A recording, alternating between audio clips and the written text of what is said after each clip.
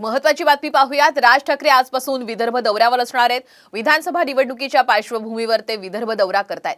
या दौऱ्यादरम्यान राज ठाकरे विधानसभा निवडणुकीसाठी उमेदवाराची घोषणा करण्याची शक्यताही आहे। आता बातमी आहे अँटिलिया स्फोटक प्रकरणाविषयी। अँटिलिया स्फोटक प्रकरणामध्ये UAPA लागू करण्याच्या निर्णयाला आणि मनसुख हिरेन हत्या प्रकरणी NIA न केलेल्या तपासाला सचिन वाझेनं हायकोर्टामध्ये आता आव्हान दिलं। या प्रकरणामध्ये चुकीच्या पद्धतीने UAPA लागू करण्यात आल्याचा आरोप त्याने केलेला आहे। UAPA लागू करण्यापूर्वीच NIA न तपास करण्यास सुरुवात केली असं सुद्धा याचिकेत त्याने म्हटलंय। तसंच याचिका कोर्टामध्ये प्रलंबित असेपर्यंत सुटका करण्याची मागणी सुद्धा सचिन वाझेनं हायकोर्टात केली आहे। नाशिकमध्ये उड्डाणपुलाचा चक्क स्विमिंग पूल झालेला आहे। उड्डाणपुलावरती कमरे इतकं पाणी साचल्याची दृश्य आता समोर येत आहेत। तर उड्डाणपुलाच्या खाली वॉटरफॉल सारखा पाणी सध्या खाली पडत असल्याचं पाहायला मिळतंय। मुंबई आग्रा महामार्गावरील ही सध्याची महत्त्वाची आणि एक्सक्लुझिव्ह दृश्य आहे।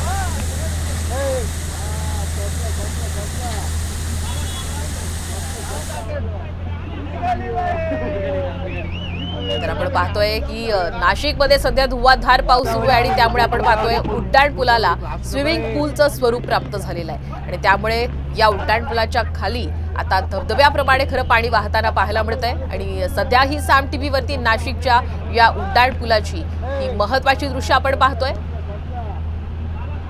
आणि या साचलेल्या पाण्यातनं आता वाहन चालकांना तारेवरची कसरत करत पुढे जावं लागतंय। साम TV वरती नाशिकमधली ही एक्सक्लुझिव्ह दृश्य।